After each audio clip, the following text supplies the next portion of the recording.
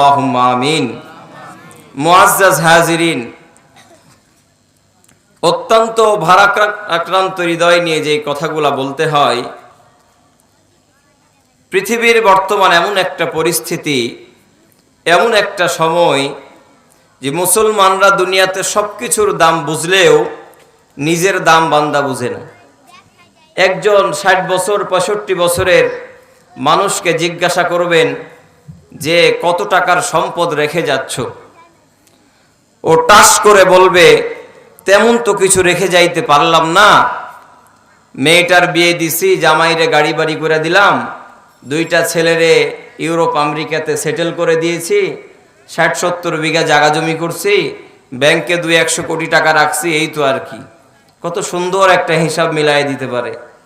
পক্ষান্তরে এই আল্লাহর বান্দাকে যদি জিজ্ঞাসা করা হয় কবরের জন্য কি করছো, তোমার যে 60 বছর বয়স, তোমার নামাজ ফরজ হয়েছিল 12 বছর বয়স থেকে, জিন্দেগিতে অতীতের যে কাজা নামাজগুলা হয়েছে এগুলার জন্য আল্লাহর কাছে কতদিন বেশি বেশি কাঁদো? কোনো জবাব আছে? কথা বলেন না কেন, জবাব আছে নাকি? আচ্ছা, আপনারা কি গ্রামের ছেলে বলে রাগ করছেন? গ্রামের ছেলে একটু তো গল্প করতেই পারেন, পারেন না? না পূর্বজের বিদ্বেষ নিয়ে বসে থাকবেন? মনে রাখবেন, একজন আলেমের সামনে বসে আছেন। কিয়ামতের কঠিন দিনে অসংখ্য জাহান্নামী ব্যক্তিকে একজন হক্কানি জুহুদ ফিদ দুনিয়া আলেমের সাথে সুসম্পর্ক রাখার কারণে শত শত বান্দাকে আল্লাহ তাআলা মাফ করে দিবে। সুবহানাল্লাহি ওয়া বিহামদিহি। পরোক্ষভাবে যদি কোনো কুলাঙ্গার সমাজের কোনো আলেমের সাথে খারাপ সম্পর্কে আবদ্ধ হয়, আল্লাহ তাআলা বলতেছেন উতুল্লিম বাদা যালিকা জালিম। নিঃসন্দেহে যারা জামানার উলামা ইকরামের সাথে খারাপ আচরণ করে, জামানার উলামা ইকরামদের সাথে দুশ্চরিত্রপূর্ণ আচরণ করে, জামানার উলামা ইকরামের গীবত করে, জামানার উলামা ইকরামদের সাথে বিরুদ্ধাচরণ করে, জামানার উলামা ইকরামদের সাথে বিদ্বেষ রাখে, যে কোনো অ্যাঙ্গেলে হোক না কেন, কিয়ামতের কঠিন দিনে এরা জারজ সন্তানদের কাতারে উঠবে। কারণ এই কথাটা আল্লাহ তাআলা সূরাতুল কলমের মধ্যে বলতেছেন উতুল্লিম বাদা যালিকা জালিম।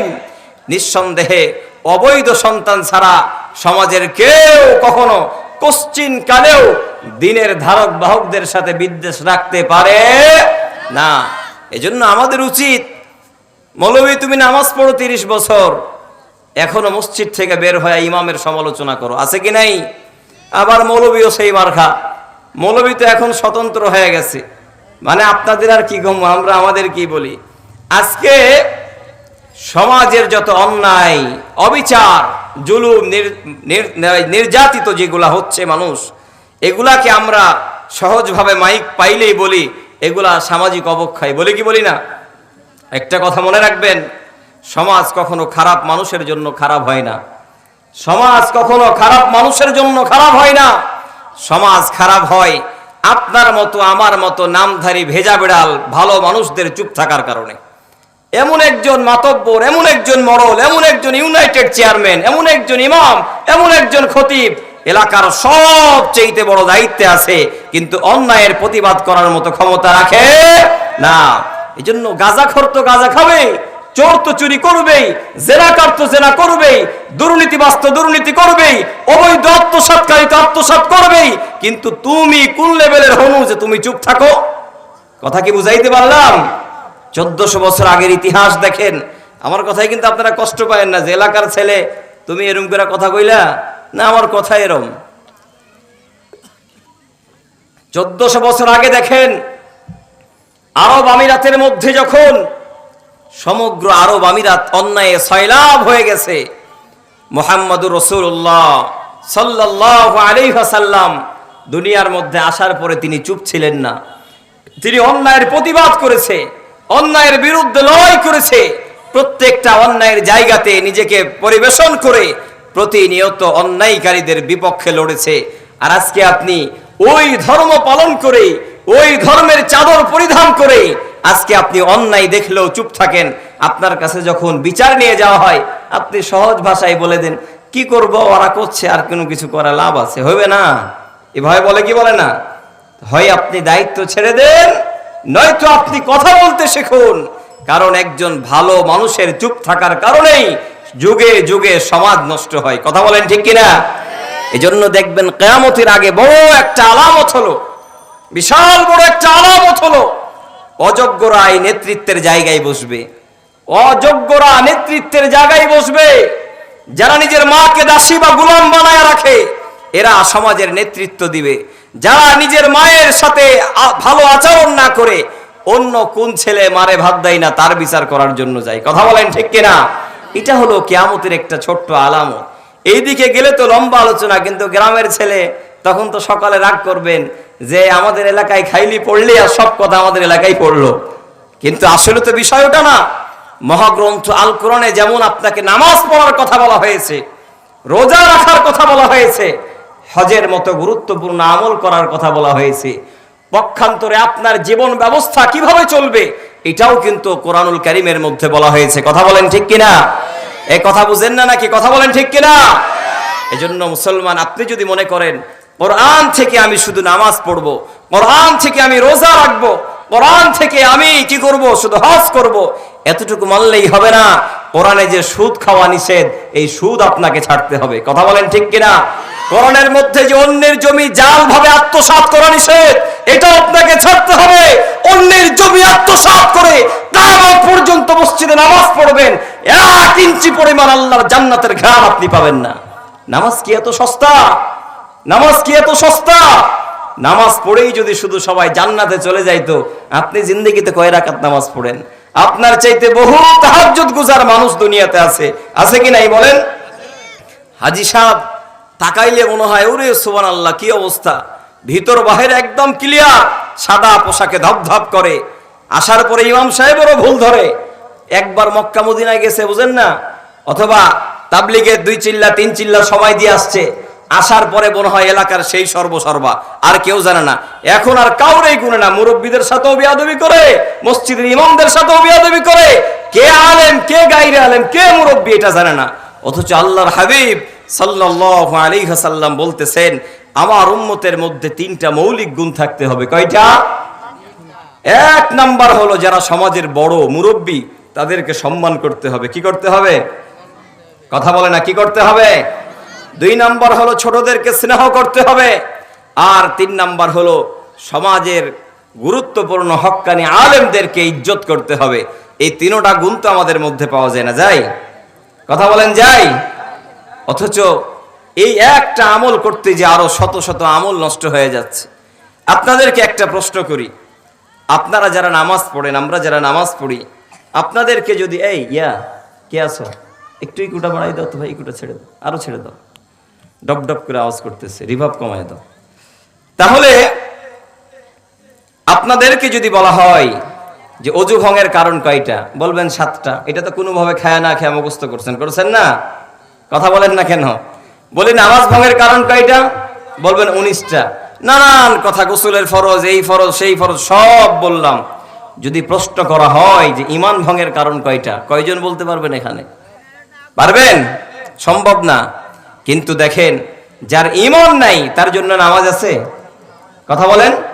যার ঈমান নাই তার জন্য রোজা আছে? যার ঈমান নাই তার জন্য ওযু আছে? এগুলা নাই। অথচ মূল শিকড়ের মেহনত না করে আপনি আপনার ডান বাম সাজাইতে ব্যস্ত আছেন। এজন্য সম্মানিত উপস্থিতি, আমাদের একটা বিষয় ক্লিয়ার ভাবে বুঝতে হবে, কার সাথে কি বলছি, কখন কোন কথা বলতেছি, এগুলা বুঝতে হবে। কারণ কিয়ামতের কঠিন দিনে অসংখ্য নামাজিকে আল্লাহ তাআলা ময়লা কাপড়ের মধ্যে তার নামাজকে পেঁচায়া মুখের মধ্যে এভাবে নিক্ষেপ করে বলবে, যা তোর নামাজ তুই নিয়ে যা, তোর 1 ওয়াক্ত নামাজ আমার দরবারে কবুল হয়নি। নাউযুবিল্লাহি মিন যালিক। বহু হাজী সাহেবের হজকে ফেরত দেওয়া হবে, বহু দাতার দান দানশীলের দানকে ঘুরায় দেওয়া হবে, এরকম মাইকে বলনেওয়ালা বহু বক্তাকে জাহান্নামে নিক্ষেপ করা হবে, আযাবের দিকে নিক্ষেপ করা হবে, শাস্তির সম্মুখীন করা হবে, যদি এই সমস্ত আমলগুলা আল্লাহর জন্য না হয়। কথা কি বুঝাইতে পারলাম? এই জন্য আপনার এই সমস্ত খারাপ থেকে বেঁচে থাকার সবচাইতে গুরুত্বপূর্ণ একটা দিক হচ্ছে নিজেকে সব সময় মৃত্যুর কথা স্মরণ রাখতে হবে। কিসের কথা? মৃত্যুর কথা স্মরণ রাখতে হবে। আর মনকে বুঝাইতে হবে, এই রে মন, পৃথিবীতে কত মানুষ ছিল, কত মানুষ চলে গেল, অস্তিত্ব হারায় গেল, কেউ কারো খবর নিল না, কেউ কারো খবর নিল না। আমাকেও কোনো একদিন এই দুনিয়া ছেড়ে দিবে, আমি চাই আর না চাই দুনিয়া আমাকে বিদায় দিয়ে দিবে। বাস্তব, চরম বাস্তবতা হচ্ছে আমার এই সমস্ত পোশাক খুলে 3.5 হাত মাটির নিচে চিরস্থায়ী অধিবাসী হয়ে যেতে হবে। এই কথা সব সময় নিজের মনকে বুঝাইতে হবে। আব্দুল সাবুর না এটা? উপরে উপরে একজন আলেম মানুষ, উপরে আসো, উপরে আসো, উপরে আসো, উপরে আসো। তো এই জন্য আল্লাহ তাআলা বলতেছেন যে তোমরা তোমাদের নিজের মনকে বুঝাও আর মৃত্যুর জন্য সদা সর্বদা প্রস্তুত নাও। আল্লাহ তাআলা বলতেছেন ইয়া আইয়ুহাল্লাযীনা আমানুত্তাকুল্লাহ, ইয়া আইয়ুহাল্লাযীনা আমানুত্তাকুল্লাহ হাক্কা তুকাতিহি ওয়ালা তামুতুন্না ইল্লা ওয়া আনতুম মুসলিমুন। আল্লাহ তাআলা বলতেছেন দুনিয়ার মানুষ, শুধু তুমি নামাজ পড়ো, রোজা রাখো, দান করো আর নিজের মনকে বুঝাও আমি তো নামাজ পড়তেছি, আমি তো বড়ই রোজাদার, রোজা রাখতেছি, আমি আমার জিন্দেগিতে যা উপার্জন করেছি সব উপার্জনগুলা মাদ্রাসা মসজিদে দান করে দুনিয়ার থেকে বিদায় নিয়ে নিলাম। এরে আল্লাহর বান্দা নবীর উম্মত, একবার নিজের বিবেককে প্রশ্ন করো, তুমি যে দান করতেছো এই দানের যে উপার্জিত সম্পদগুলা, এই সম্পদের মধ্যে কি সব সম্পদ হালাল কিনা? লক্ষ লক্ষ কোটি কোটি টাকার মালিক হয়ে গেল সুদের টাকা দিয়া, জুলুম নির্যাতন করে কোটি টাকার প্রাসাদ বানায়া দিলা। কিয়ামতের ময়দানে আল্লাহ 2 শ্রেণীর বান্দাকে দাঁড় করায়া দিবে আর 1 শ্রেণীর বান্দারে দাঁড় করায়া দিবে, রে তুমি কি আমার দ্বীনের জন্য কোনো দান করছিলা নাকি? এরে উম্মত, তুমি কি আমার দ্বীনের জন্য কোনো খরচ করেছিলা কিনা? এক বান্দা দাঁড়ায় বলবে, আল্লাহ দুনিয়াতে আমি একটা পয়সাও আপনার দ্বীনের জন্য খরচ করতে পারি নাই, কারণ হলো আমি দুনিয়ার মধ্যে বড়ই গরিব ছিলাম, সকালে খাইলে দুপুরে কি খাবার খাবো এটা আমার ঘরের মধ্যে চিন্তা হইতো। ও আল্লাহ, আপনি আমার সম্পদ দেন নাই, মালিক বানান নাই, যার কারণে আমি একটা পয়সা পর্যন্ত আপনার দ্বীনের রাস্তায় ব্যয় করতে পারি নাই। তবে রে মালিক, যে অর্থ আমি উপার্জন করেছিলাম আমার সংসারের জন্য, এই সমস্ত সম্পদগুলা পরিপূর্ণ হালাল তরিকায় উপার্জন করে আমি আমার পরিবারকে খাওয়াইছি। আল্লাহ তাআলার পক্ষ থেকে ডাক আসবে, রে বান্দা তোমার আজ এই দুনিয়ার মধ্যে অর্থ মসজিদ মাদ্রাসায় দাও, দ্বীনি কাজ আঞ্জাম দেওয়ার জন্য দাও। এটা কি তোমরা মনে করো তোমার 2 টাকা 4 টাকা 10 টাকা দিয়ে একটা মসজিদ হয়ে যায় নাকি? তোমার 10 টাকা দিয়া কোনো মাদ্রাসা হয় না, তোমার 5 টাকা দিয়া গোরস্থান নির্মাণ করা যায় না। কিন্তু এতটুকু সুযোগ আমার আল্লাহ তাআলা তোমাদেরকে করে দিয়েছে শুধুমাত্র একটা কারণে, যেন কিয়ামতের ময়দানে আল্লাহ তাআলাকে বলতে পারো, আল্লাহ তোমার দেওয়া জান দুনিয়ার লাইন থেকে আখিরাতের জন্য বিলায় দিলাম, তোমার দেওয়া মাল আমার সমস্ত সম্পদ তোমার রাস্তায় ব্যয় করে দিছি। এইটা বলার পরে আল্লাহ তাআলা বলবে, সম্পদ দেই নাই, সম্পদ তুমি দান করো নাই, এটার জন্য কোনো দুঃখ নাই, কিন্তু হালাল ভাবে নিজের জীবিকা নির্বাহ করার জন্য, অর্জন করার জন্য যে সুন্দর দামি দেহটা বানাইছো, কারণ 1 রাকাত আল্লাহর কাছে নামাজ কবুল হওয়ার জন্য সর্বপ্রথম শর্ত হলো হালাল রিজিক ভক্ষণ করে হালাল রক্ত দিয়ে, ওই হালাল গোশত রক্ত দিয়ে আল্লাহর কুদরতে কদমে সেজদা করা। কিন্তু আমি আপনি যদি চিন্তা করি, আজকে নানান কৌশলে আমি আপনি সুদে জর্জরিত, কথা বলেন ঠিক কিনা? কথা বলছেন না কেন? ঠিক কিনা? আমরা তো সুদ মানে কি বুঝি? আমরা সুদ মানে মনে করি যে, কথা যেহেতু আসতেছে বলি নাকি, হ্যাঁ বলি, এটা বলেই ফেলাই। সুদ মানে মনে করি এলাকার মা বোনরা যে আগে 1000-এ 20 টাকা কইরা ওই গাট্টি খুলা দিত, দেয়া বলতো অমুক গ্রামের এক মায়া লোক আছে, ওখানে যা 5000 দিবে, অল্প কিছু নেই, এটারই তো সুদ মনে করি। কি বলেন? এই কথা বলছেন না কেন? এটাই তো সুদ। কিন্তু এই সুদ এখন আপডেট হয়ে যে ব্যাংকে যে ইন্টারেস্টের নাম নিছে, এটা কি আপনি জানেন? ম্যাক্সিমাম ব্যবসায়িক গুলা সুদের মতো জঘন্যতম গুনাহে লিপ্ত হয়ে গেছে।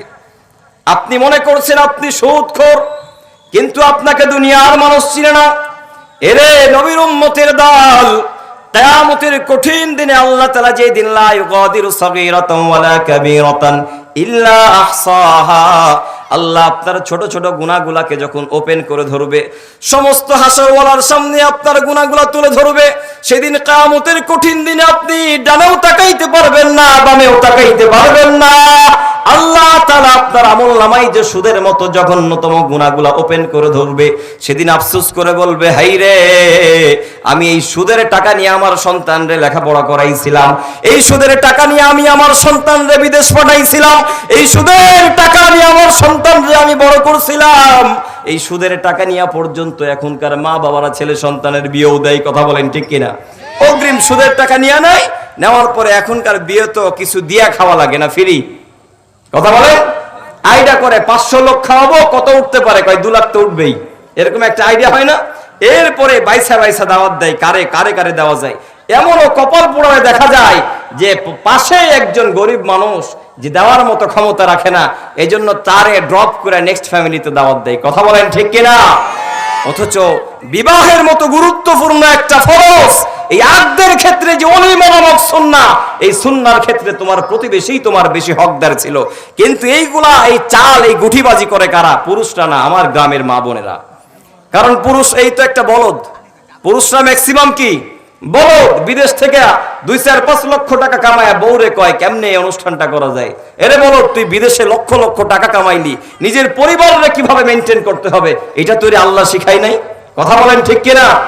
আমাদের সমাজে তো এমন সন্তানের অভাব নাই যার কাছে নিজের মায়ের চাইতে শাশুড়ির দাম বেশি। কথা বলেন ঠিক কিনা? আর এরকম কুলাঙ্গার শাশুড়ির অভাব নাই যেই শাশুড়িগুলা অন্যের সন্তানকে নিজের সন্তান দাবি করে। जैसा करना वैसा वरना, ना मने तू करके देख, जन्नत भी है जहन्नम भी है, ना मने तू मर के देख। যেমনটা করবা তেমনটাই পাবা, জাস্ট সময়ের অপেক্ষা। কি সময়ের অপেক্ষা? এজন্য সুদের মতো জঘন্যতম গুনাহ থেকে আমাদের ফিরে আসতে হবে। আজ হাজার হাজার মানুষ গ্রামগঞ্জের আনাই কানাই পড়ে আছে, যারা এখনো সুদ সম্পর্কে বুঝে না, বিভিন্ন ভাবে সুদের চাদর পড়ে আছে। এরে মুসলমান ইমানদার আল্লাহর গোলাম, এই সুদের মধ্যে সবচাইতে জঘন্যতম গুনাহ হলো কি? যেহেতু কথাই কথা আসতেছে তাই বলে দিলাম, একটা সবচাইতে ছোট এবং সবচাইতে নিকৃষ্টতমের গুনাহ হলো নিজের আপন মায়ের সাথে খানায় কাবায় সেনার ব্যভিচার করার মতো জঘন্যতম গুনাহ। নাউযুবিল্লাহি মিন যালিক।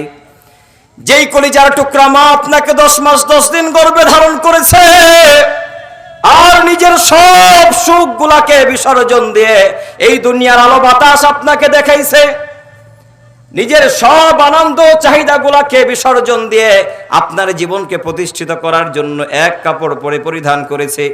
আজকে ওই কলিজার টুকরা মাও জানে না আপনি কত বড় সুদখোর, আর পরোক্ষভাবে আপনি আপনার মায়ের সাথে প্রতিনিয়ত জেনায় লিপ্ত হচ্ছেন। নাউযুবিল্লাহ। আপনার মাকে যদি জিজ্ঞাসা করা হয়, রে মা, আপনার সন্তান বড় জেনাকার, আপনার সন্তান বড় গুনাহগার, আপনার মা বুক চাপড়াইবার বলবে, না, আমি এমন সন্তান দুনিয়াতে জন্ম দেই নাই যেই সন্তান আল্লাহর সাথে বিরোধিতা করবে, আল্লাহর সাথে খোদাদ্রোহিতা করবে। এর দুনিয়ার উম্মতের দল, এলাকার একটা মানুষ যদি কোনো অন্যায় করে, এলাকার কোনো একটা মানুষ যদি চুরি করে, সারা জীবন আমরা তাকে চোর বলি। কথা বলেন ঠিক কিনা? সারা জীবন তাকে আমরা কটাক্ষ নজরে দেখি, সারা জীবন আমরা তার জীবনটাকে ধ্বংস করে দেই। কিন্তু আমার প্রতিবেশী, আমার বন্ধু বান্ধব, আমার আত্মীয় স্বজন সুদের মতো জঘন্য তোমার গুনায় নিজের জীবনকে লপটাইয়া দিছে, এরপরও আমরা দাবি করি একজন জেনাকার আমার জিন্দেগির বন্ধু। কথা বলেন ঠিক কিনা? এজন্য সুদের সাথে যারা আতাত করে, সুদের মতো জঘন্য গুনায় যারা নিজেকে লিপ্ত রাখে, এটা আপনি মানেন আর না মানেন, আপনার সমস্ত ইবাদতগুলো আল্লাহর কাছে পেন্ডিং হয়ে থাকে, একটা আসমান পর্যন্ত যায় না। বান্দা এই জন্য যখন নামাজ পড়ে মসজিদ থেকে বের হয়ে যায়, মসজিদ থেকে বের হওয়ার পরেও ওই হাজী সাহেবের মুখ থেকে গালি বন্ধ হয় না। কথা বলেন ঠিক কিনা? মসজিদ থেকে নামাজ পড়ার পরেও কোন গ্রামের মানুষ কি করেছে, কোন গ্রামের মানুষ কি অপরাধ করেছে এটা বলা ঠিক হয় না। অন্য একটা পাশের লোক বলে, কিরে তুই না নামাজ পড়িস, তুই গীবত করিস কেন, তুই পর শিকায়াত করিস কেন? সে তার কোনো জবাব থাকে না। এর জবাবটা নিয়ে মুসলমান, সে আল্লাহ কুদ্র কুদরতি কদমে সিজদা করে, সে আল্লাহর কুদরতি কদমে সিজদা করে, কথা সত্য। তবে ওই সিজদা করে না যেই সিজদা মুহাম্মাদুর রাসূলুল্লাহ সাল্লাল্লাহু আলাইহি ওয়াসাল্লাম করতে বলেছেন। না তো নামাজ পড়বে আর ইবাদত আল্লাহর কাছে কবুল হবে না, এটা কোশ্চিন কালেও হওয়ার কথা নয়। এজন্য শেষ জামানার মধ্যে নামাজের সংখ্যা বেড়ে যাবে, হজের সংখ্যা বেড়ে যাবে, আলেমের সংখ্যা বেড়ে যাবে, লক্ষ লক্ষ দিনদার মানুষের সংখ্যা বাড়বে, কিন্তু এলাকার মধ্যে নূর কমে যাবে, এলাকার মধ্যে ভ্রাতৃত্ব কমে যাবে, এলাকার মধ্যে ইউনিটি কমে যাবে। এটা না কমলে দেখেন বিদিরপুরের ও পাড়ায় একটা জামে মসজিদ, এই পাড়ায় আর একটা মসজিদ, সুযোগ পাইলে মাঠেও একটা হবে। কথা বলেন ঠিক কিনা? আমরা তো এলাকার ভাড়াটিয়া, এই জন্য কথা বলার মধ্যে আমাদের ভয় নাই। যেটা স্ট্রেট কথা এটা বলতে শুনবেন না আপনারা। এটার মধ্যে শয়তানের একটা ধোঁকা। ইমাম সাহেব রাগ করেন না, যে মসজিদ হয়েছে বলেই তো আমার চাকরি, না হলে কি বেটা চাকরি পাইতো? এটার মধ্যে নেক্সট শুরুতে একটা ধোঁকা হলো, মুসলমান যারা মুরব্বী আছেন তারা একটু আমার জবাব দেন। আমার আপনার দাদার আমলে আপনাদের যখন যৌবনকাল ছিল তখন আপনারা নামাজ পড়তে যাইতেন, 2-4-5টা গ্রামের মানুষ এক জায়গায় জমা হইতেন কিনা? এই কথা কয় না কে? এক জায়গায় হইতেন কিনা? নামাজের পরে কুশল বিনিময় হইতো কিনা? একে অপরকে সালাম দিত, মুআনাকা করত, আর একে অপরের সাথে কথা বলে কেমন আছো, ভালো আছো, এই সমস্ত কথা আলাপ আলোচনা হতো। বিভিন্ন এলাকা থেকে মাতবরগুলাকে মসজিদের দায়িত্ব বানানো হতো, যার কারণে এলাকার একটা মুষ্টিবদ্ধ শক্তি ছিল। ওই এলাকার মধ্যে কোনো একটা কোনায় যদি কোনো একটা অঘটন ঘটতো, সমগ্র এলাকার মধ্যে আঁচড় পড়তো, পুরা এলাকা নড়াচড়া করতো। কথা বলেন ঠিক কিনা?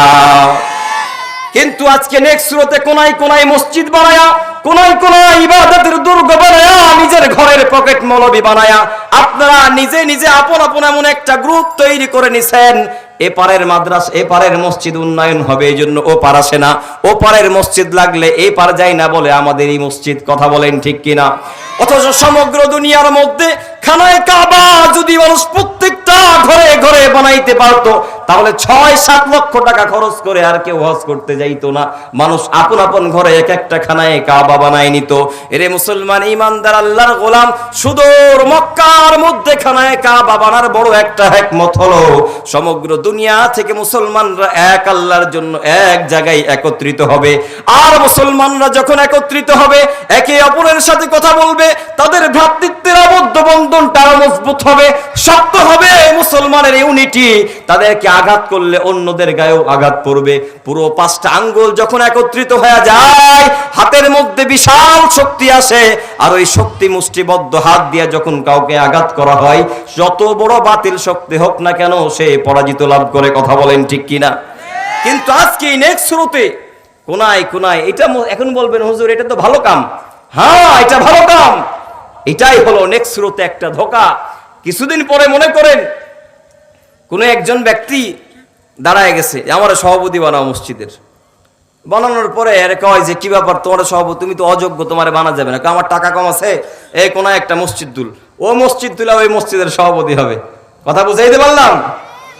শেষ জামানার মধ্যে সুদখোর, ঘুষখোর, দুর্নীতিবাজ, নারীবাজ, রসখোর, মদখোর, তাম যারা জঘন্য কাজে লিপ্ত, এরা সবাই ধর্মীয় কাজের নেতৃত্ব দিবে, আর এদের আন্ডারে আলেমরা মাথা নিচু করে থাকবে।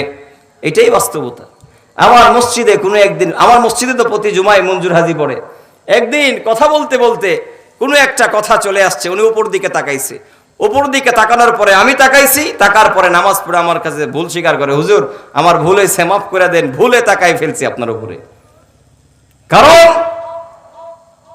যে আদব আখলাক পৃথিবীতে আমার আভিজাত্য থাকতে পারে, আমার সব কিছু থাকতে পারে, কিন্তু মসজিদে যখন যাব আমার কোনো আভিজাত্য নাই, আমার কোনো অস্তিত্ব নাই, আমার কোনো দুনিয়ার পরিচয় নাই। আমার একটাই পরিচয়, সেই পরিচয়ের নাম হলো কি, আমি আল্লাহর গোলাম। আর ওই মসজিদের মূল নেতা হচ্ছে কে? ইমাম সাহেব। ইমাম সাহেব যেমনে চালাবে তেমনিই আমি চলতে বাধ্য। কথা বলেন না কেন? তেমনিই চলতে আমি কি বাধ্য। এজন্য মুসলমান ইমানদার আল্লাহর গোলাম খুব মনোযোগ দিয়ে শোনেন। সুদের মতো জঘন্যতম গুনার কারণে আপনার নামাজের মধ্যে আপনি মজা পাবেন না, আপনার রোজার মধ্যে আপনি মজা পাবেন না, আপনার দান সাদাকার মধ্যে আপনি মজা পাবেন না।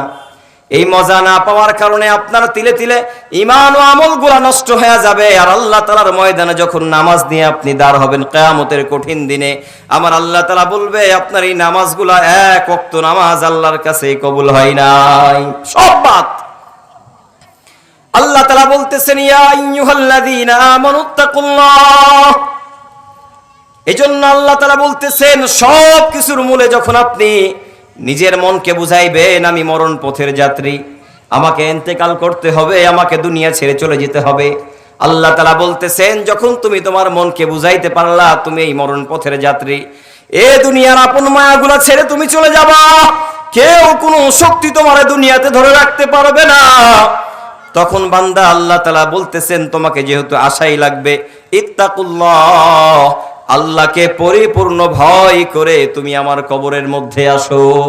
হাক্কা তুকাতিহি ওয়ালা তামুতুন্না ইল্লা ওয়া আনতুম মুসলিমুন।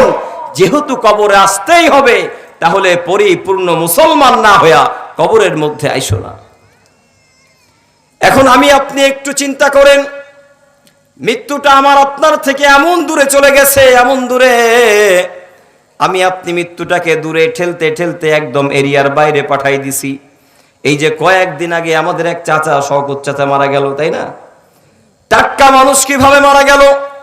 এই আপনার আমার গুরুস্থানের দিকে তাকায় দেখেন, দুনিয়ার শত শত দাম আর আভিজাত্যের চাদর পরিধান ব্যক্তিগুলা সময়ের সাথে হারায় গেল। মুরব্বীরা বলতে পারবেন আমার দাদা গুড়ি মোড়ল কত একজন প্রভাবশালী ব্যক্তি, মিল্কি এলাকার যিনি প্রভাবশালী মোড়ল তারাও কত বড় দামি মানুষ ছিল, কই সময় তাদেরকে আজকে বিদায় দিয়া দিছে, মনের অজান্তেও কেউ তাদের নাম উচ্চারণ করে নাকি? কিন্তু কোনো একটা সময় যখন তাদের দাপট ছিল, যৌবন ছিল, ডানে দুইজন বামে দুইজন, এইভাবে তারা নেতৃত্ব নিয়ে চলতে, কথা বলেন ঠিক কিনা? কিন্তু পৃথিবীর মাঝ থেকে এমন ভাবে তাদের নাম নিশানা মুছে গেছে যে কিয়ামতের আগে ভুলেও কোনো মানুষ তাদের নামকে আর উচ্চারণ করবে না। এটা আপনার জীবনেও হবে এমন। এই জন্য বড়ত্বের চাদর খুলে ফেলতে হবে। কিসের বড় আপনি? কে বলেছে আপনি বড়? আপনি একজন নিতান্তই গরীব। আল্লাহ তাআলা বলতেছেন ইন্নাল্লাহা গনিয়্যুন ওয়া আনতুমুল ফুকারা। ধনী কিংবা বড় লোক তো শুধুমাত্র কে? তিনি। আর আমরা সকলেই কি? কথা বলেন, সকলেই কি? ফকির। ফকির এটা কি বলতে লজ্জা লাগে?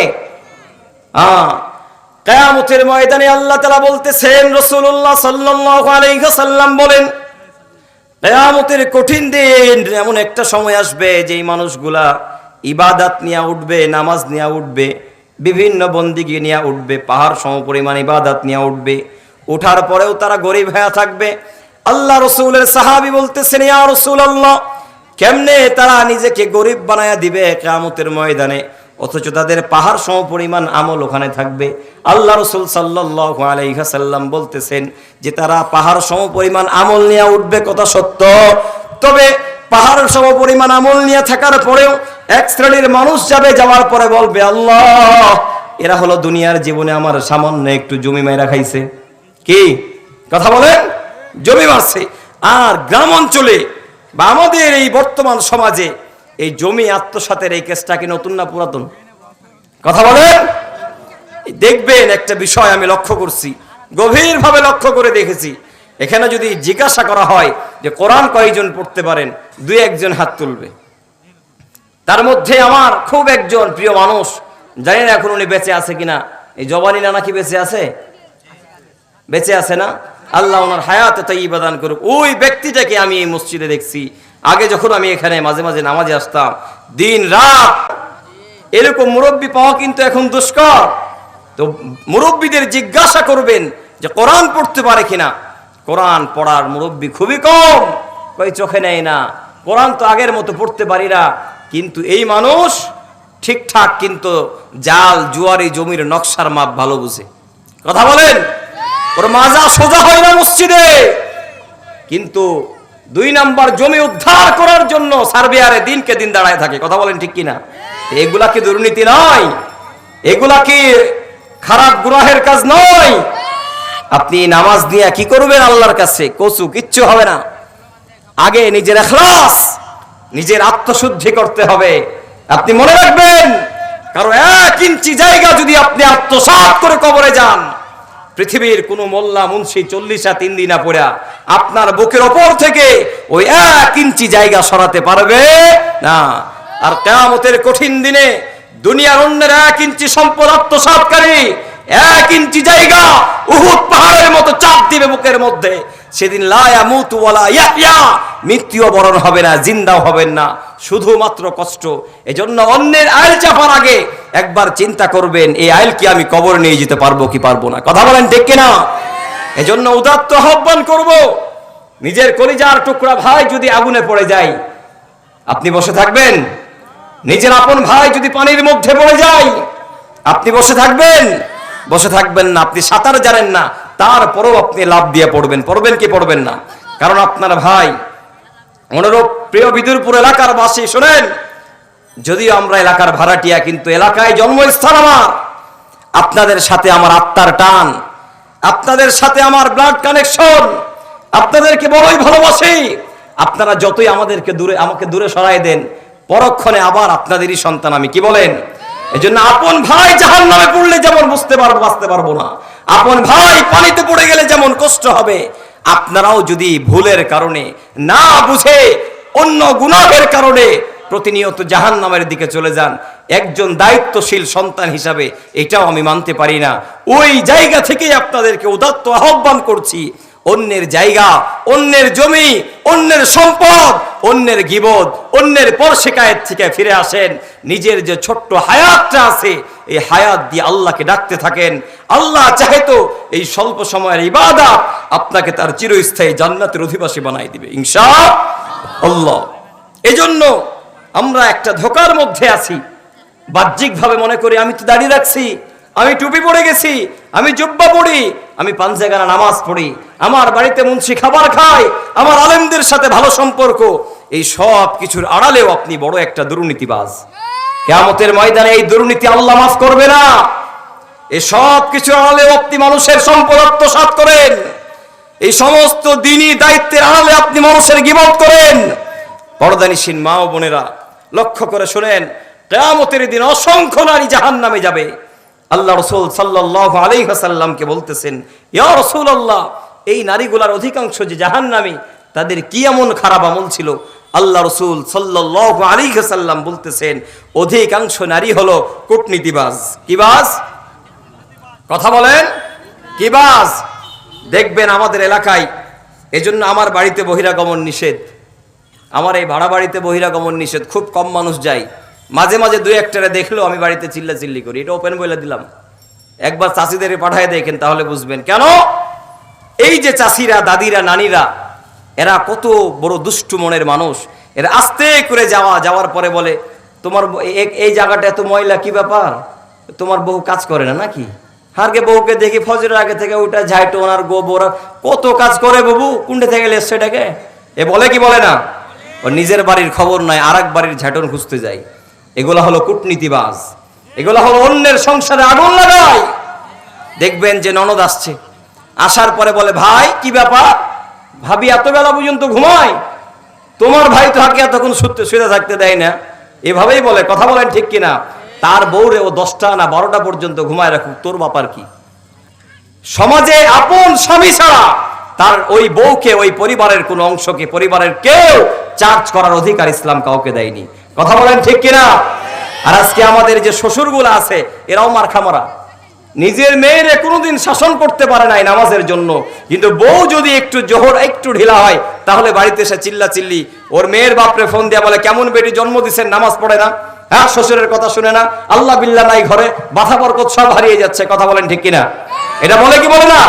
অথচ নিজের মেয়েটারে বেপরদা ভাবে হাই স্কুলের গন্ডি পার করে প্রেম করা, বিয়ে করা উধাও হয়ে গেছে, কোনো খবর নাই। পরের যে মেয়েটা আসছে এটার পিছনে ভালো মতো লাগে কি লাগে না? এজন্য মা শুনেন, আজকে আপনি বউ আছেন, আগামীকালকে শাশুড়ি হবেন, নিজের চরকায় তেল দেন। ইয়া আইয়ুহাল্লাযীনা আমানু কু আনফুসাকুম ওয়া আহলিকুম নারা। আল্লাহ তাআলা বলতেছেন, আগে নিজের জাতকে পরিশুদ্ধ করো। জাতিকে সংশোধনের দায়িত্ব আল্লাহ তোমাকে দেয় নাই। জাতিকে সংশোধন করার জন্য জামানার শ্রেষ্ঠ সন্তান উলামায়ে কেরাম আছে। কথা বলেন ঠিক কিনা?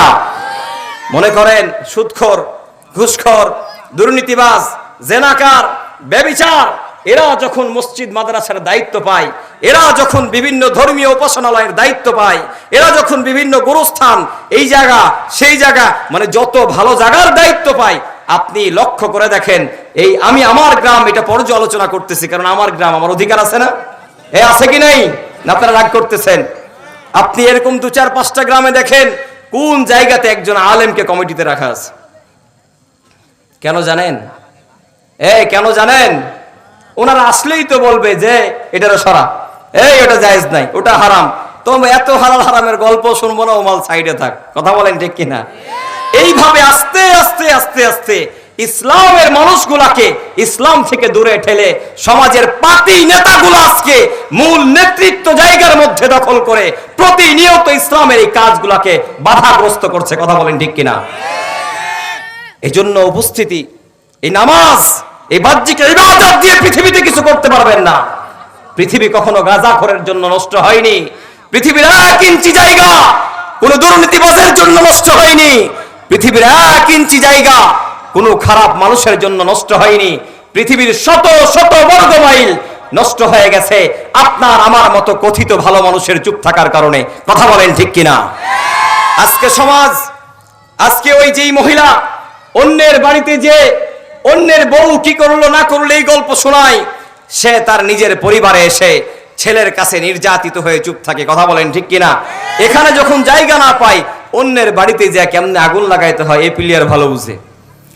এজন্য আল্লাহ তাআলার রাসূল বলতেছেন, কিয়ামতের কঠিন দিনে আল্লাহ তাআলার অসংখ্য নারী বান্দি জাহান্নামের দিকে চলে যাবে। পয়গম্বরকে জিজ্ঞাসা করা হলো, ইয়া রাসূলুল্লাহ, এই নারীরা জাহান্নামে যাওয়ার সবচেয়ে বড় কারণ কি? সবচেয়ে বড় একটা কারণ হলো এই নারীরা তারা ইবাদত করবে কম, অন্যের কূটনীতিবাজি বেশি করবে। এজন্য পুরুষদেরকে সচেতন থাকতে হবে যে যার জন্য আপনি এত কষ্ট করেছেন, যার জন্য আপনি সুদ ঘুষ হালাল হারাম করছেন, সব কিছু অর্জন করে এই পেয়ারি বউয়ের হাতে তুলে দেন, আর আপনার বউটা খায়া আর কাম পায় না, সে আপনার জন্য যাই নামাজ দোয়া না করে পাশের বাড়িতে যে গল্প করে কি করে না, কাঁথা একটা নিয়া ওই জায়গাতে ছোট্ট একটা সংসদ বসায় দেয়। আটি তোরটা কি করলে? হাতটা আর করিস না। এভাবে কথা হয় কি হয় না? এইভাবে করতে ওই নারী যে স্বামীর উপার্জনে আজকের এই বাহাদুরি, পরোক্ষভাবে স্বামীর বদনাম করতে করতে করতে স্বামীকে অন্য নারীর কাছে অযোগ্য বানায় দেয়। কথা বলেন ঠিক কিনা? এজন্য প্রিয় পর্দার অন্তরালের মা, একটু লক্ষ্য করে শোনো। আল্লাহর হাবিব সাল্লাল্লাহু আলাইহি ওয়াসাল্লাম বলতেছেন, কিয়ামতের কঠিন দিনে যদি কোনো নারী 4টা আমল করতে পারে, কয়টা? এই 4টা আমল যদি কোনো মা কলিজার টুকরা বোন আমলগুলা বাস্তবায়ন করতে পারো, আল্লাহ তাআলা ওই যে কিয়ামতের কঠিন দিনে জান্নাতের 8টা দরজার মধ্য দিয়ে উন্মুক্ত করে দিবে। ওই নারীর যে ইচ্ছা দিয়া যেই জান্নাতের দরজা দিয়া ইচ্ছা, ওই জান্নাতের দরজা দিয়ে সেই প্রবেশ করতে পারবে। আল্লাহর পয়গম্বর বলতেছেন, 1 নাম্বার, ইদা সাল্লাত খামসাহা, যেই নারী পাঁচওয়াক্ত নামাজকে সুন্দরভাবে তরবিয়তের সাথে আদায় করতে পারে। পর্দানিসীন মা, একটাবার লক্ষ্য করে নিজের মন রে জিগাও, তুমি আজকে আরাম আয়েশের কত ঘুম পড়ো, কত খানার আয়োজন করো, কত ধরনের রং বেরঙের খাবার বানাও, রং বেরঙের শাড়ি পরো। এরে মা, তুমি কি জানো এই এক একটা শাড়ি কেনার পিছনে যে এক একটা টাকা জমা করেছে তোমার কলিজার টুকরা প্রিয় স্বামী? দিনকে দিন মনে করে নাই, রাতকে রাত মনে করে নাই, সূর্যের তাপকে তাপ মনে করে নাই, গভীর রাতের মধ্যে রিক্সা অটোকে আর অটো মনে করে নাই। প্রবাস জীবনে দিনকে দিন তোমার ভালোবাসা থেকে দূরে, মায়ের ভালোবাসা থেকে দূরে, সন্তানাদির ভালোবাসা থেকে দূরে করে দিনকে দিন খেটে খেটে তোমার জন্য টাকা উপার্জন করেছে। এর কলিজার টুকরা মা, একবার লক্ষ্য করে দেখো, চৈত্র মাসের খরার সময় তোমার স্বামী কত কষ্ট করে জমিতে কাজ করে। চৈত্র মাসের খরার সময় উত্তপ্ত রাস্তা, যে রাস্তা দিয়া মানুষ চলতে পারে না, কিন্তু প্রবাস জীবনে হাজার হাজার ওই লক্ষ লক্ষ মাইল দূরে তোমার স্বামী উত্তপ্ত কাঠ ফাটা রৌদ্রের মধ্যে কাজ করে। দিন শেষে তোমাকে ফোন দিয়া বলে আমি ভালোই আছি, দিন শেষে ফোন দিয়া তোমাকে বলে তোমরা কেমন আছো? মা, তোমার বিবেকের দরজায় একটা প্রশ্ন রাখতে চাই, পৃথিবীতে আল্লাহ যদি অন্য কোনো আমলের কথা জিজ্ঞাসা নাও করে, শুধুমাত্র একটা আমলের কথা তোমাকে জিজ্ঞাসা করে, যে স্বামী তোমাকে কষ্ট করে 30 বছর 40 বছর 50 বছর তোমার বাবার বাড়ি থেকে নিয়ে আসার পরে, তোমার ভাইয়ের কাছ থেকে নিয়ে আসার পরে পৃথিবীর সব কষ্ট সে একা একা করেছে, কিন্তু তোমার শাড়ির অভাব কখনো দেয় নাই, তোমার খাবার অভাব কখনো দেয় নাই, তোমাকে সুন্দর বাড়ির অভাব কখনো দেয় নাই, তোমাকে সুন্দর খাদ্যের অভাব কখনো দেয় নাই। আল্লাহ যদি তোমাকে জিজ্ঞাসা করে যে স্বামী এত কষ্ট করে তোমার খেদমত করেছে, ওই স্বামীর জন্য কয়দিন তুমি যাই নামাজে বসে বসে কেঁদে কেঁদে দোয়া করেছো, কি জবাব দিব তুমি? এজন্য আল্লাহ রাসূল বলতেছেন, রাসূলুল্লাহ সাল্লাল্লাহু আলাইহি ওয়াসাল্লাম আয়াত তেলাওয়াত করে, ইন্নাল ইনসানা লাকাফুর, নিঃসন্দেহে জমিনের মানুষ বড়ই অকৃতজ্ঞ মানুষ। কি মানুষ? অকৃতজ্ঞ মানুষ। দেখবেন আমাদের সমাজে শুধু নারী নয়, পুরুষরাও বহুত অকৃতজ্ঞ আছে, আছে কি নাই? মনে করেন যে আপনার একজন উপকার করেছে, আপনার খাদ্য সংকটে আপনার পাশে যে দাঁড়াইছে, আমি চেষ্টা করি যেন অকৃতজ্ঞ কখনো না হয়, কারণ অকৃতজ্ঞ হলো এরা হলো মুনাফিকের প্রথম সূচনা। দেখবেন একটা মানুষের জন্য আপনি অনেক কিছু করেছেন, তার সফলতা আসার পরে তার অবস্থাটা এমন হয় যে তার জিন্দেগিতে আপনার কোনো কি ছিল না, ভূমিকা। কথা বলেন না কেন? ভূমিকা কি ছিল না? ভূমিকাই ছিল না। এরকম অকৃতজ্ঞ মানুষ আছে না নাই? সমাজে বহুত মানুষ আছে, বহুত মানুষ আছে এরকম, যার জন্য বহু কিছু আপনি করেছেন। মনে করেন ভাই ভাইদের কথাই বলি, বাবা ছোটকালে মারা গেছে, আমাকে যেমন আমার ভাইরা বড় করেছে, আমাকে আমার এই অবস্থানে আসার জন্য সবচেয়ে প্রধান ক্রেডিট আমি যাকে দিতে চাই সেটা হলো আমার প্রিয় কলিজার টুকরা ভাই, আমার মেজু ভাই। সবচেয়ে বেশি ক্রেডিট যার, সে হলো আমার মেজু ভাই। আর মায়ের তো কান্নার কারণেই আজকে আল্লাহ আমাকে এই জায়গায় নিয়ে আসছে, তার ব্যাপারে তো বর্ণনা করার আর নতুন কিছুই নাই। তো এই যে মানুষগুলা যারা দিনরাত পরিশ্রম করেছে, ফোন দিয়েছি টাকা লাগবে, আমার ফোনটা কাটার কিছুক্ষণ পরেই আবার ফোন দিয়ে বলছে বিকাশ নাম্বার দাও। কখনো জানতে চাই নাই বাড়ি কত কষ্টে আছে, কখনো জানতে চাই নাই, বা কখনো তারাও প্ল্যান করে নাই যে ভাইদেরকে এত হাজার হাজার টাকা দিয়ে পড়াবো, একটু জায়গা কিনতে, সারাদিন এলাকার এই বাড়িতে থাকি ওই বাড়িতে থাকি, কখনোই তারা এই চিন্তা করে নাই। ভাইয়ের বউরাও কখনো তাদের মাথায় চিন্তা দেয় নাই যে ভাইদের লেখাপড়া করায় কি হবে, নিজের জন্য একটু জায়গা করো, নিজের জন্য একটু আবাসস্থল করো। এমনকি এরকম না করতে করতে সে ভাসমান জমিন থেকেই দুনিয়া থেকে বিদায় হয়েছে। দোয়া করি আল্লাহ তাআলা যেন তার আমাদের জন্য যেমন তারা কষ্ট করেছে, আমাদের জন্য যেমন তারা নিজের আবাসস্থলটুকু করতে পারে নাই, হাজার হাজার টাকা আমাদের পিছনে ব্যয় করেছে, আল্লাহ যেন জান্নাতের মধ্যে একটা স্থায়ী বালাখানার ব্যবস্থা করে দেয়। আমি দোয়া করি সবসময় আল্লাহ তাআলা যেন জন্মদাতা প্রিয় বাবা আর কলিজার টুকরা প্রিয় ভাইকে জান্নাতের স্থায়ী বাসিন্দার ব্যবস্থা করে দেয়। সকলে আল্লাহুম্মা আমিন। তো যেই কথাটা বলতেছিলাম, এরকম শত অকৃতজ্ঞ বান্দা আজকে আমাদের আশপাশে ঘুরে কি ঘুরে না? এরকম ভাবে পর্দার অন্তরালের মা তুমি লক্ষ্য করো, তোমার প্রাণ প্রিয় স্বামী তোমার জন্য যে কষ্ট করতেছে, এই কষ্টের সামান্য বিনিময় দিতে হলেও তোমাকে একটা আমল করতে হবে। তোমার কলিজার টুকরা স্বামী যখন চৈত্র মাসের খরার মধ্যে বাইরে কাজ করে, এরে পর্দার অন্তরালের মা একটু বিবেক দিয়া তুমি চিন্তা করো, আজকে তুমি দুনিয়ার রং বাহানাতে আসো, দুনিয়ার স্বপ্নে তুমি স্বপ্নবাজ নারী। এই পর্দার অন্তরালের মা ডান বামে তাকায় দেখো, কত মানুষ আজ অন্ধকার কবরের বাসিন্দা। তুমি কত মানুষকে আজকে জানাজার গোসল দিয়া দাফন করে আসলা, ডান দিকে তাকায় দেখো শ্বশুর শাশুড়ি হারায় গেল, প্রতিবেশী মা বোন ভাই আত্মীয় স্বজন চলে গেল। এরে মা এরে বোন, কোনো একটা কঠিন দিন যেদিন আমার তোমার জীবনের মধ্যে চলে আসবে, সেই দিনেই লাল শাড়ি লাল বেনারসি আমার আপনার পোশাক থেকে খুলে ফেলবে, শরীর থেকে মাগো তোমার দামি কাপড়টা খুলে নিয়া 5টা মার্কিন সাদা কাফনের কাপড় দিয়া তোমার এই দামি দেহটাকে চকলেটের মতো পেঁচায়া এই অন্ধকার গোরস্থানের মধ্যে দাফন করে দিবে। সেদিন দাফন করার পরে তুমি চিন্তা করবা, পৃথিবীতে যেই সন্তানের জন্য এত কষ্ট করলাম, যেই সন্তানের জন্য একটা শাড়ি পরেছি, যেই সন্তানের জন্য খেয়ে না খেয়ে তার লেখাপড়ার খরচ জমা করেছি, হয়তো আমার সন্তান আমাকে রেখে যাবে না। 40 কদম জানাজার নামাজ থেকে চলে আসার পর ওই জন্ম দেওয়া সন্তান কাঁদতে কাঁদতে চলে আসবে। কথা বলেন ঠিক কিনা? এরপরে মা চিন্তা করবে, হয়তো আমার স্বামী আমাকে ছেড়ে চলে যাবে না। এরে মা, 40 কদম পর তোমার স্বামীও কাঁদতে কাঁদতে কারো গায়ের উপর ভর করে চলে যাবে। কথা বলেন ঠিক কিনা? মা, তুমি চিন্তা করো বা, আমার ভাই আমার আপন ছিল, ছোট্টকালে জামার জন্য জিদ করেছি, আমার ভাই আমাকে নতুন জামা দেওয়া ছাড়া সে কখনো ঈদ করে না, এমন ভাই আছে কি নাই? হয়তো আমার ভাই আমাকে এমন ভালোবাসতো, এমন দুনিয়ার ভিতরে আমার সম্পর্ক ছিল, আজকে অন্ধকার কবরে রেখে হয়তো আমার ভাই আমাকে ছেড়ে যাবে না।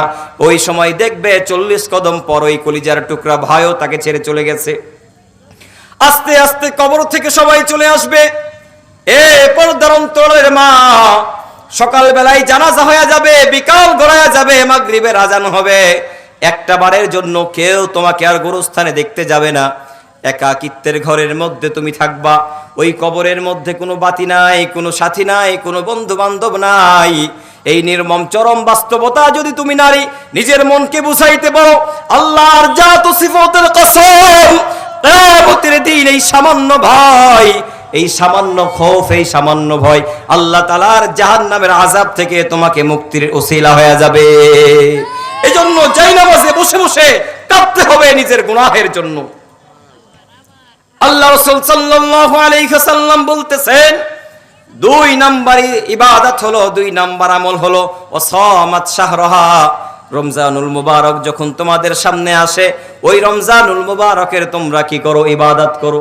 রমজানের রোজা রাখো। রমজানের মধ্যে যে সময়টুকু পাও, এই সময়টুকু তোমরা কোরআন তেলাওয়াত করো, এই সময়টুকুর মধ্যে তোমরা কালামুল্লাহ তেলাওয়াত করো। আর আল্লাহ তাআলাকে বলতে থাকো, আল্লাহ কিয়ামতের কঠিন দিনে, যেদিন আমার জন্য যদি আমার গুনাহের কারণে জাহান্নামীদের মতো আমার ঘামগুলা কোমর পর্যন্ত হয়ে যায়, জাহান্নামীদের মতো আমার ঘামগুলা মাজা পর্যন্ত উঠে যায়, ও আল্লাহ, এই মহাগ্রন্থ আল কোরআনের তেলাওয়াতের ওসিলা করে কঠিন এই সেই অন্ধকার কিয়ামতের বিভীষিকাময় দিন থেকে আপনি আমাকে পরিত্রাণ দেন। মাগো পর্দানিসীন মা, পয়গম্বর তোমার জন্য 3য় আমলের কথা বলেছেন। ওই 3 নাম্বার আমল হলো তোমার স্বামীর খেদমত। কি? তোমার স্বামীর খেদমত। ওই স্বামীর খেদমত যদি একজন নারী পরিপূর্ণভাবে করতে পারে, আল্লাহ তাআলা বলতেছেন, মৃত্যুর পরে যখন কোনো নারী ইন্তেকাল করে, কথাটা খুব মনোযোগ দিয়ে শুনেন, কোনো নারী ইন্তেকাল করার পরে অকপটে চিত্তে যদি কোনো স্বামী এটাকে স্বীকার করে যে না, আমার স্ত্রী আলহামদুলিল্লাহ আমার কাছে প্রিয় ছিল, আমার স্ত্রী আমার কাছে সবচাইতে ভালো ছিল, আল্লাহ রাসূল সাল্লাল্লাহু আলাইহি ওয়াসাল্লাম বলতেছেন, ওই নারীর জন্য জান্নাতকে ওয়াজিব করে দেওয়া হয়। সুবহানাল্লাহ। আজকে রাত্রে আপনি আপনার স্বামীর হাতটা ধরে বলবেন, তুমি কি আমার উপরে খুশি? কেউ বলবে না কেউ খুশি, কারণ স্বামী সারাদিন পরিশ্রম করে আসে, আসার পরে যদি একটু গরম মাথায় বলে কি রান্না করছো, ঠাস করে আমার মা বোনেরা বলে কি বলে না যে কি দিয়ে গেছিস, যা দিছিস তাই রাঁধছি, আবার অত কথা কি, যেটা দিছি এটাই খা, এরকম তুই তো করে কি করে না? এই কথা বলেন না কেন, করে কি করে না? এরকম নারীর আচরণে কোনো স্বামী আনন্দ পেতে পারে? আহা, আজকে সমাজের মানুষ কত অধপতনে নেমে গেছে। এটার জন্য কিন্তু আমরা দায়ী, এটা মানেন? এটার জন্য আমরা দায়ী। আল্লাহ রাসূল সাল্লাল্লাহু আলাইহি ওয়াসাল্লাম বলতেছেন, তোমরা বিবাহ করো 4 গুণ দেখে। কয় গুণ? 4টা গুণ দেখে। তার মধ্যে একটা হলো এই যে দিন দেখে। আল্লাহ রাসূল বলছে, ফাসফা বিজাতিদ দিন। একটা নারীর সৌন্দর্য নাই, সম্পদ নাই, বংশ ঐতিহ্য নাই, কিন্তু দিন আছে, ধর্ম আছে, ওই নারীকেই তুমি তোমার কি করো? নিজের বউ বানায় ঘরে নিয়ে আসো। কথায় কথা চলে আসতেছে, এই সারা মাসের পুরো মাহফিলের মধ্যে বিভিন্ন জায়গা থেকে চিরকুট আসে, হুজুর একটু মা বাবার খেদমতের ওয়াজ করেন, আছে না? আমি এখানে বয়ান করলেও তো কান্দা শেষ হয়ে যাইতেন, এজন্য সুর দিয়ে ওয়াজ করা টোটালি ছেড়ে দিছি। কি আর সুর, এখানে কান্দা বুক ভাষায় কোনো লাভ আছে? মা বাবার খেদমত, মা বাবার খেদমতের আর কি? আপনি যেমন সন্তান জন্ম দিছেন, এই সন্তান আপনার সাথে তেমনই ব্যবহার করবে, এটাই সত্য কথা। কথা কি বুঝাইতে পারলাম? আপনি এখন বাবা হয়েছেন, আপনি বুকে হাত দিয়া বলেন তো যে আপনি আপনার বাবা মায়ের সাথে কেমন আচরণ করেছেন? কেমন আচরণ করেছেন আপনি? আপনার মায়ের সেবা যত্ন কি যথাযথ করেছেন? মাকে শুধু ওষুধের টাকা পাঠিয়ে দিলেই মায়ের খেদমত হয় না, মায়ের জন্য ফলের টাকা পাঠিয়ে দিলেই মায়ের খেদমত হয় না। ছোটকালে ওই মা আপনার মুখের সামনে খাবার রেখে চলে যাইতো না, আপনি না খাইলে মা কাঁদতো, আপনি না খাইলে মা বিভিন্ন কৌশল অবলম্বন করত। আপনি শুধু খাবার খেতে পারেন না, মা একবার লবণ দিয়ে খাওয়ানোর চেষ্টা করতো, লবণ না হলে চিনি দিয়ে খাওয়াইতে হইতো, না হলে ওটাকে লিকুইড বানায়া ফিডারের মাধ্যমে খাওয়াইতো। কথা বলেন ঠিক কিনা? আজকে বৃদ্ধ বয়সে আপনি আপনার জন্মদাতা জনম দুঃখিনী মায়ের জন্য ফলের সমাহার পাঠিয়ে দিয়েছেন। মা খেতে চায় না, মা বৃদ্ধকালে খেতে পারে না, মা খাবার চায় না, মা চাই শেষ বয়সে আমার নারী ছেঁড়া ধনটা একটা বার এসে আমাকে জড়ায় ধরা, আমার কপালে চুমু দিবে, যেরকম ভাবে আমি চুমু দিয়েছি ছোটকালে দুর্গন্ধযুক্ত প্রস্রাব পায়খানা করে গড়াগড়ি করতেছেন। মা আপনারে ধৈরায় গোসলখানা নিয়ে যাই নাই, ধৈরায় দুই ডানা ধরে আগে চুমু খাইছে, একটু আদর করছে, এরপরে বাবার দেওয়া সবচাইতে পছন্দের দামি শাড়িটার মধ্যে গু পায়খানা পেশাব লাগায়া আপনাকে গোসলখানা পর্যন্ত নিছে। কথা বলেন ঠিক কিনা? আর আজকে এমন হতভাগা একটা সন্তান, হুজুর আমি তো প্রবাসী থাকি, আমার সময় নাই, হুজুর আমি অল্প ছুটিতে আসি, এই জন্য মায়ের খেদমত করতে পারি না। এই সমস্ত ভণ্ডামি কথা কেউ করে না। তোমার মা কিষান বাড়ির বউ ছিল, 10টা 15টা কৃষক থাকতো, সকাল বেলায় উঠে ডালির ডালি রুটি বানাইতে হইতো। শ্বশুর বাড়ির 2-4টা গরু ছাগল মহিষ ছিল, তারপরেও কোনোদিন বলে নাই এতগুলা কাজ করি আবার তোমারে পরিষ্কার করব কোন সময়। বলছে নাকি আমার আপনার মা? এই কথা বলেন না কেন, বলছে নাকি? তো মা কোনো এক্সকিউজ দেখাই নাই, মা কখনো সময় দেখাই নাই। আর তুমি সামান্য 2 টাকার মালিক হয়ে কত এক্সকিউজ তোমার। তো তোমার কপালে জুতা নাই, জুতা কার কপালে আছে? যেইসা কর না ওইসা বর না, না মানে তো করকে দেখ। কত বড় কুলাঙ্গার, কত বড় অজাত হলে নিজের জন্ম দেওয়া মায়ের ভুল ধরে সন্তানরা, এটাই আমি বুঝি না। আমাদের সমাজে এমন সন্তান আছে কি নেই? কথা বলেন আছে কি নেই? আজকে সন্তান স্পষ্ট একটা কথা বলে দিই বিদিরপুরের ভাইরা, মা বাবার ভুল ধরার অধিকার আল্লাহ আপনাকে দেয় নাই। হ্যাঁ, তারা মানুষ ভুল করতে পারে, তারা ফেরেশতা না, শত ভুল তারা করতে পারে। আপনার উচিত হলো যে এই সমস্ত ভুলের জন্য প্রথমত আল্লাহর কাছে দোয়া করো, আল্লাহ আমার মার বয়স হয়ে যাচ্ছে, মেধা দুর্বল হয়ে যাচ্ছে, যেটা বুঝে এটাও বলে, এই পিচ্চি বস কথা বল, মেধা দুর্বল হয়ে যাচ্ছে, যেটা বুঝে সেটাও বলে, যেটা না বুঝে সেটাও বলে। আল্লাহ আমার মাকে তুমি পরিপূর্ণ জ্ঞান দান করো। কিন্তু মা একটা বললে গেটের দূর থেকে চিল্লি আর একটা কাউন্টার দিয়ে আপনি চলে যান, এরকম যান কি যান না? আপনিও কিন্তু বাবা, আপনিও কিন্তু মা। আজকে আপনার শাশুড়িকে আপনি গ্রহণ করতে পারেন না, একটু সময়ের মাত্র অপেক্ষা, আপনিও শাশুড়ি হবেন। শুধুমাত্র সময়ের অপেক্ষা, আল্লাহ তাআলা সব সেটেল করেই পাঠিয়েছে। এজন্য কোনো সন্তানের জন্য উচিত নয় এখন আপনি দাঁড়ায়া প্রশ্নদার করবেন, হুজুর আপনি কি জানেন আমার মা প্রচুর ইয়া ছিল। কেন এক কথা বারবার বলে, বুঝাইতে চাও তাও বুঝে না। এই আপনার বাচ্চাকে যখন মেলায় নিয়ে আসছিলেন, আপনার বাচ্চা আপনার সাথে কত কথা বলছে, আপনি গুণা শেষ করছেন? কথা বলেন, শত কথা বলছে না? একটা কথা, আব্বু এটা কি, আব্বু ওটা কি, হ্যান ত্যান নানান কথা বলে, কিন্তু আপনি একটা বারের জন্য কি হন নাই? বিরক্ত হন নাই। অথচ আপনার মা আজকে একটা কথা দ্বিতীয়বার বললে আপনি রেগে যান। নারায়ে তাকবীর। প্রধান বক্তার আগমন, প্রধান বক্তার আগমন, আব্দুল বাসির সাহেবের আগমন। বিদিরপুরের পক্ষ থেকে লাল গোলাপ শুভেচ্ছা।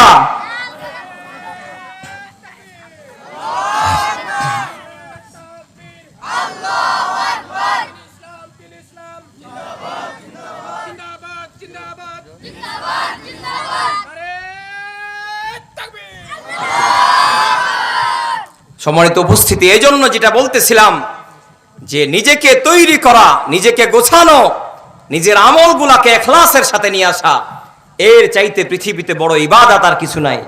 বাহ্যিক সুরত, বাহ্যিক আমল দিয়ে পৃথিবীর সফলতা অর্জন করা যাবে না। এই যে কথাগুলা বলা হলো, এই কথাগুলা হয়তো মনোরঞ্জন করেনি, শ্রুতি মধু দিয়ে দিলকে আকৃষ্ট করে নাই। কিয়ামতের দিন কোনো বাহ্যিক সুরতের হিসাব আমার মালিক নিবে না। আল্লাহ তাআলা সমস্ত হিসাবের সাথে আপনার গহীন অন্তরের মধ্যে লুকিয়ে থাকা ইখলাসকে দেখবে। এজন্য আমরা আমাদের প্রত্যেকটা ইবাদত, আমাদের প্রত্যেকটা আমল যেন ইখলাসের সাথে করতে পারি। পারবো তো ইনশাআল্লাহ? আর 4 নম্বর যে আমলের কথা বলতেছিলাম, এই আমলটা হলো একজন নারী তার নিজের সতীত্বের হেফাজত করবে, স্বামীর রেখে যাওয়া আমানতের হেফাজত করবে। স্বামী আপনার জন্য, স্বামী আপনাকে ঘরে রেখে প্রবাস জীবনে চলে গেছে, স্বামী আপনার সুখের জন্য, আপনার সন্তানকে এস্টাবলিশড করার জন্য, আপনার সন্তানের লাইফকে সেটেল করার জন্য সমস্ত সুখ দুঃখ ভালোবাসাকে ত্যাগ করে দীর্ঘ জীবন বাইরে আছে। আর আপনি আপনার ওই স্বামীর রেখে যাওয়া আমানতকে শরীয়ত পরিপন্থীভাবে আপনি বিলীন করে দিচ্ছেন। এক কথায় পরকীয়ার সাথে লিপ্ত হচ্ছেন, এক কথায় যার সাথে কথা বলা জায়েজ নাই তার সাথে কথা বলতেছেন। এই যে স্বামীর রেখে যাওয়া সবচেয়ে গুরুত্বপূর্ণ যে আমানতের খেয়ানত করলেন, কিয়ামতের কঠিন দিনে আল্লাহ তাআলা এটার জন্য আপনাকে তার বিচারের কাঠগড়ায় দাঁড় করাবে। কথা বলেন ঠিক কিনা? এজন্য আসল উপস্থিতি, আমরা আমাদের নিজের দিলকে পরিবর্তন করা শিখি। এই বিশাল বড় ওয়াজ মাহফিল আগের চাইতে এখন কম হয় না।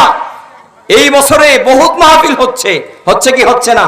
কিন্তু তারপরও কয়জন সুদ ছেড়েছি, কয়জন তওবা করেছি যে আর দাড়ির মধ্যে বিলেট লাগাবো না, কয়জন তওবা করেছি যে আমার বউকে আর আগামীকালকে থেকে বেপর্দা করে বের করব না, আমার বউকে আর আমার ছোট ভাইয়ের সাথে দেখা করাবো না, আমার বউকে আর আমি এলাকাতে পাবলিসিটি করব না। কয়জন নিয়ত করেছি? কারণ ওই যে প্রথমেই বলছি, এই সব কিছু এখন প্রফেশন হয়ে গেছে। কিয়ামতের আগে এরকম সংখ্যায় ইমানদার, সংখ্যায় আমলওয়ালা, আখলাকওয়ালা বেড়ে যাবে, কিন্তু ইমানের রূহ ভিতরে না থাকার কারণে মানুষ দলে দলে ইমানদার হবে কিন্তু নির্যাতিত পরোক্ষভাবে হতে থাকবে। এই জন্য সর্বোপরি যেই কথাটা বলতেছিলাম যে ঈমান ও ইখলাস যদি আমি আপনি পরিপূর্ণ না করতে পারি, এরকম আয়োজন, এরকম এটা সেটা দিয়া আমার আপনার মুক্তি পাওয়ার কোনো পথ নাই। তারপরেও এই মাহফিলগুলাতে আসতে হবে ইখলাসের সাথে। আমরা পারবো তো ইনশাআল্লাহ? আর ওই যে একটা সবক দিলাম যে অজুর ফরজ জিজ্ঞাসা করলে পারেন, নামাজের ফরজ জিজ্ঞাসা করলে পারেন, কিন্তু যদি প্রশ্ন করা হয় ঈমান ভঙ্গের কারণ কয়টা, এটা অনেকেই জানেন না। অতএব ঈমান যদি ঠিক না থাকে এই নামাজের কোনো দাম নাই, ঈমান যদি না থাকে রোজার কোনো মূল্য নাই, ঈমান যদি না থাকে পৃথিবীর কোনো ইবাদতের মূল্য নাই। অতএব আমার আপনার নামাজকে ঠিক করার আগে, রোজাকে ঠিক করার আগে, অন্য বাহ্যিক ইবাদতকে ঠিক করার আগে নিজের ঈমানকে ঠিক করতে হবে। আর ঈমানদার কখনো মসজিদের ইমামের বিরুদ্ধাচরণ করতে পারে না, ইমাম কখনো জামানার শ্রেষ্ঠ সন্তানদের গীবত করতে পারে না, ঈমানদারও কখনো অন্যের সালাম পাবো এই আশাও করতে পারে না। এলাকার মাতব্বর হয়েছেন, মরল হয়েছেন, দুর্নীতিবাজরা যখন দুর্নীতি করে দায়িত্বে আসে, ওরা ওদের সবচেয়ে বড় পাওয়ার হলো এলাকার হুজুর বের হয়ে যেন আমার একটা বড় সালাম দেয়, উনার ভক্তরা অন্তত পক্ষে বুঝবে আব্দুল বাসির সাহেবও আমার সালাম দেয়, ওরে সুবহানাল্লাহ, আমার র্যাঙ্ক কি নিচু না উঁচু? এরকম চিন্তা করে কি করে না?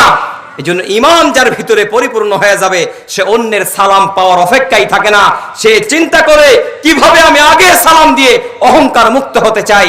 কারণ রাসূলুল্লাহ সাল্লাল্লাহু আলাইহি ওয়াসাল্লাম বলেছেন যে তোমাদের মধ্যে যারা সর্বপ্রথম সালাম দেয় এরা হলো অহংকার মুক্ত। আর অহংকার মুক্ত হওয়ার মতো গুরুত্বপূর্ণ গুণ একজন মুমিনের জীবনে আর বিকল্প কিছু নাই। সম্মানিত উপস্থিতি, শ্রদ্ধেয় ওস্তাদ চলে আসছে, উনি তার অত্যন্ত গুরুত্বপূর্ণ সময় আমি আর নষ্ট করব না। তিনি অত্যন্ত প্রাণবন্ত আলোচনা করবেন, আমরা সকলেই শুনবো, দিলের কান দিয়ে শুনবো, আমলের নিয়তে শুনবো। আর নিজের দিলকে এখানে বসে ওয়াদাবদ্ধ হয়ে যায় এই উনার আলোচনা থেকে একটা হলেও আমরা কোনো কিছু বাড়িতে নিয়ে যাবো তো ইনশাআল্লাহ। সমগ্র আলোচনা থেকে একটা আমল হলেও আগামীকাল সকাল থেকেই আমার জীবনে বাস্তবায়ন করতে পারবো তো ইনশাআল্লাহ। কারা কারা পারবো হাত তুলে দেখায় লিল্লাহি তাকবীর, লিল্লাহি তাকবীর। আল্লাহ তাআলা আমাদের সকলকেই এই এলোমেলো কথাগুলোর উপরে আমল করার তৌফিক দান করুক। সর্বোপরি বিদিরপুর উত্তরপাড়া জামে মসজিদের যে উন্নতি আর